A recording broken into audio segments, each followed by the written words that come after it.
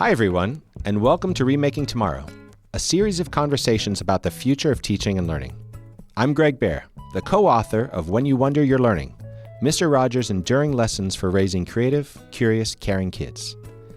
This is a podcast powered by Remake Learning, a network that ignites engaging, relevant, and equitable learning in support of young people navigating rapid social and technological change. On today's episode, I'm talking with Anna Homayoun, an author, school advisor, and early career development expert who works at the intersection of executive functioning skills, technology, and personal energy management. She's been featured in the New York Times, the Washington Post, and more, and she's the author of 4 books, including Social Media Wellness, The Myth of the Perfect Girl, and most recently, Erasing the Finish Line, the new blueprint for success beyond grades and college admissions. Anna, welcome to Remaking Tomorrow. Thanks so much for having me. I'm so thrilled to be here. So let's start with your latest book, Erasing the Finish Line. You've written that for years, quote, "We've been led to believe that great grades, high test scores, and college acceptance are the key to a successful life. Yet our laser focus on these achievements leaves students feeling anxious, demoralized, and unprepared." When did you first begin to notice this in students? And how are these feelings showing up? I've been working with students now for over 2 decades, and so many of them are middle school, high school, and college students. And I kept seeing the same thing over and over again in my office, where students would get so stressed around the college admissions process and feel as though they had to behave in a certain way. They had to look, act, and be. And that's really just become even more amplified in the world of social media and getting all of this information from everywhere. So it's not that it didn't exist before, but it's become amplified, and we as adults don't often know all the things kids are consuming around how they should look, act, and be. And so that has made it even more challenging for parents, educators, and students alike. And in our push to make sure our own kids are at least, if not better prepared for life after school than their peers are, in many ways, we're achieving the absolute opposite effect. So help us make sense. What constitutes preparedness now? And is it different from what preparedness meant for you and me and many of our listeners when we were back in school? Well, one of the things I did in Erasing the Finish Line was go revisit my students from 15 to 20 years ago and share their stories alongside students that I have today. I think many of the basics are the same, but our world is obviously different. My students who from 15 to 20 years ago didn't have 30 different ways that they were dealing with messages coming in and so much information that they were trying to filter. They weren't navigating the after effects of maybe being online for school for 18 months. You know, there's 4 pillars in the book: systems, connection, perspective, and acceptance. And I talk about those as fundamental underlying skills that all students need and young adults need to thrive in and outside of the classroom. And those haven't changed. But how we approach them, how we support students in developing those skills in our new ever-changing world, maybe has. And so much of what you call this new blueprint for success is based on executive functioning skills. So for our listeners who maybe don't use that phrase every single day, can you just explain what executive functioning skills are? Absolutely. And I think it's really important to recognize that I've been talking about this for over 15 years. My first book, That Crumpled Paper Was Due Last Week, Helping Disorganized and Distracted Boys, was all about helping students organize, plan, prioritize, start and complete tasks, and be adaptable thinkers. And yet, I never used the term executive functioning skills because it's relatively new to the academic lexicon. But it's really the idea of the skills that you need to think about that are not automatic. Many of the things are around organizing, planning, prioritizing, starting and completing tasks, and being adaptable. And it's also around inhibitory control. So how do you control your impulses? And also your working memory. So how do you make connections between things that you're learning from different spaces and bring them together to support you? We often think of executive functioning skills or organization and time management as key to academic success or even professional success. We don't realize in a time where the Surgeon General has talked about loneliness as an epidemic or about how social media has really had some challenges, that actually inhibitory control is also really about connection and forging a sense of belonging, which is related to a lot of the work that you talk about, which is why I'm so excited. One of the many reasons I'm so excited to talk to you today. And you write about the need to build what a lot of folks call social capital and to foster genuine connections. And that's not something that, at least historically, our schools have pursued as goals. So how are kids supposed to do this? And where should they and maybe their parents, families, and caregivers be looking for opportunities to help them build that social capital and form the relationships that they crave so much? It's such a great question and such a key part of my book, where oftentimes people have not spoken about this. But what I have found in my work over the last 2 decades with thousands of students is when they come out of high school, when they come out of college and they're trying to find a job, it's really like, this person introduced me to this person. I met this person somewhere. I mean, just last week, I was on a plane to Austin and I was sitting next to a young man who had just graduated from college, and he told me about his job that was based in Philadelphia. He was working remotely. And I asked him, how did you end up getting this job, right? He didn't come from a family that had a lot of connections. He had explained that to me. And he said, well, I'm friends with these groups in college, and I helped this girl that I'm friends with move out of her dorm room, and her dad met me. And then 2 years later, he passed my name along to the company he works at. And so this idea of modeling openness and curiosity within our own relationships is an important place to start. And also identifying the ways that we can pursue interests that are not immediate in our community. This is especially important for those seeking social or economic mobility. Knowing many people from many different backgrounds increases our chances of developing social capital. And we often don't realize that everybody has social capital. No matter where you're born, you have some semblance of social capital, and it often depends on the context. In a certain neighborhood, that one person might be the person you always want to go and see. And yet in this community, these other people might have a different element of social capital. So I always encourage parents and educators to find something to do together in their immediate or nearby community that doesn't overlap with people you already know, that might closely encourage you to expand the people you encounter every day. That seems simple, but often in our worlds that have become even more and more insular, it's not. Anna, sometimes it's just noticing who's around you, right? I think about a vignette that my co-author Ryan and I share in our book. We had interviewed Valerie Kinloch, who's currently the president of a historically black college in North Carolina. And she had shared with us her experience growing up in Charleston, South Carolina. I imagine she was doing decently in school at the time, but wasn't terribly enamored. And she said, I fell in love with learning when I began to realize that the women sitting on the stoop in my neighborhood were like books, and they had stories and wisdom to share. And as soon as I started listening, I fell in love with learning. Those people are all around us. There's a sensibility that, as Fred Rogers would have said, everyone has something worth giving, that there's wisdom all around us, and we need to look for it. Isn't that right? Absolutely. And I love the way you said that and tied it all together, because the key is, a lot of people think of social capital as transactional, but it's really relationships and really going in with this non-transactional, non-judgmental, open-ended way of listening and being part of your community and engaged in a way that you don't know what's going to happen. Just like this young man who shared with me how he got this job. He was just helping out a friend move out. He didn't go into this saying, oh, well, maybe I can get a job out of it after school. And it's all about, how are we engaged in our community? How are we learning from others? How are we being supportive of those that might be in need? And how are we open and curious within our new relationships and others?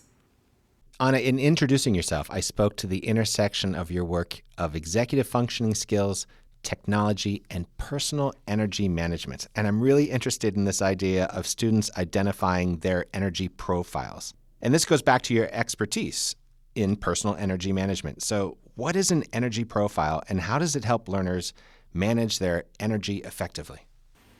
Well, one of the things I have always talked about is helping students identify what energizes them, what drains them, and how they recharge. And that seems simple, but in a world where they're often told that they should have these really busy schedules where they're coming home late at night and then do work, it's really feeling like this sense of overwhelm and impossibility for a lot of our students where that might not match where they're energized, where they're drained, and how they're recharged. So in the book, I give an example of my friend who went to New York with her son, and her son would be classified as an orchid in that idea of the orchid and the dandelion, that book. She is there and she's such an extrovert, and she had planned their schedule from 7 a.m. to 11 p.m., like go, go, go. And by the middle of the first day, she texts me and she goes, "My son is about ready to have a meltdown, and he's told me that he wants to go back home." And I said, "Well, New York is pretty overstimulating. Have you given him downtime?" And she knows her son so well.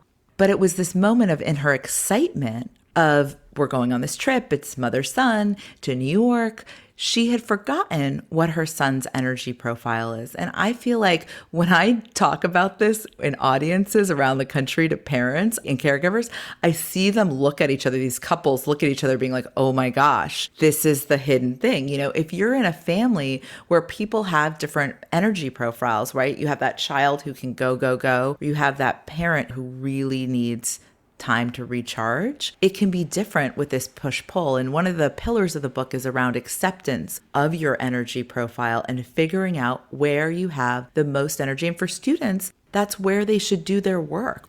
If somebody's exhausted at the end of the day, getting anything done is going to take that much longer. So thinking about how you can reduce that exhaustion, but also how you can support this recharge before you get exhausted. Anna, if you could see me smiling, or if my wife could jump into this podcast, she'd say yes. He's the Energizer Bunny, and he sometimes forgets about the rest of us and the places from which we draw energy and what we need to do. It's a lesson that I think each of us continuously learns. This is Greg Baer. I'm talking with Anna Homayoun, an author, school advisor, and early career development expert. Anna, in incredibly practical, meaningful, personal ways, you help students, parents, and educators apply a lot of the skills and mindsets about which we're talking. Can you tell us about that work? What does it look like? So it really depends. So much of our work is really focused on the student who walks in our office. And over Zoom, actually, we work with students on 3 continents. We start with this idea of a 90-minute organizational workshop. And the idea there is that it's interactive, it's one-on-one, and it really helps the student identify what motivates them personally. What are the things that they would like to accomplish for themselves, whether that's getting more sleep, getting work done on time. And we focus on daily habits and routines, so we don't focus on grades. And we also focus on the idea of energy profiles that based on your life circumstances, you might be experiencing grief or injury or illness, to really focus on who you are and where you're at right now. And this idea of, are you doing the best you can with what you've got? And when we do that, it's really empowering for students and thinking about how do we help you develop daily habits and routines that will move you towards your own goals, not your parents or your caregivers, not your teachers, not mine, yours. And for a lot of students, that's the first time they've had a conversation like that. People are often so ready to equate well-being with how a kid is doing academically in school or test score-wise, right? So an example, I had 2 students a couple weeks ago, back to back, who came in. One had this Monster energy drink and was like, I'm not sleeping, I'm anxious, and I don't eat breakfast, and I take 3-hour naps. And so I was like, okay, well, let's talk about how you're managing your energy throughout the day before we even talk about how we're organizing, planning, and prioritizing. And that allowed this student to just really reflect rather than coming from a place of judgment or shame of like, hey, is this working for you? And then another student, again, we did the same sort of thing. And 3 weeks later, she came back and she says, now I'm eating breakfast. I actually decided to not drink caffeine anymore, which was surprising to me. I had never told her not to do that, right? We talked about daily habits. And then I don't have to take those naps anymore. So it's about those habits that tie into the fundamentals of supporting executive functioning skills rather than starting with the grades, test scores, or, where do you want to go to college? Because that is not where we want to focus. We want to focus on the daily habits and routines. And Anna, it's not just the kids. You also advise employers and corporations, helping them to meet today's young people, their employees, where they are. So let's talk about that. What are today's young people bringing to the workplace, and what are they not bringing? I want to say that a lot of Gen Zers are bringing amazing ideas. My staff, some of whom are in that cohort, have fabulous ideas that we really should be open to because they're close to so many things that we may not be. So they're navigating how to manage work and life in a different way, and they may not have been exposed to some of the things that we may take for granted. So what I have found is many benefit from more time, structure, and support to build those workflow strategies, which there's a win-win all the way around. Because if you learn these workflow strategies, you can have the daily habits and routines that support getting things done in a less stressful way. If you allow, Anna, I want to take a personal turn. I am a girl dad. And so I want to ask you about another book that you wrote, The Myth of the Perfect Girl. And in that book, you offer strategies for overcoming something that so many girls and young women experience. That is the need to live up to other people's standards of success. Can you give us a taste of some of those strategies? Sure. And I think it's really important to step back and say that I wrote that book in 2012. And when I went back and looked at some of the things, it's like it's all been amplified, right? Because Instagram was barely a thing. TikTok didn't exist. And yet I was talking about the fact that these girls were going online and they were in these spaces that were often anonymous and getting messages of how to look, act, and be. And so the key thing for me is really to help every girl step back and figure out what they are consuming. What are the things that are coming into their lives? So as parents, say you have an older child who might be on Instagram or TikTok, who are they following? What's in their feed? What do you want to opt into and what do you want to filter out? So that first step is feeling like you have a choice in how and when you spend your time online or in real life. And then the next piece is really figuring out what are the things that bring you social and emotional well-being. Who are the supporters, those peers that offer you support? I think we don't often help all students, particularly girls, talk about how to make and maintain friendships with people who are supportive.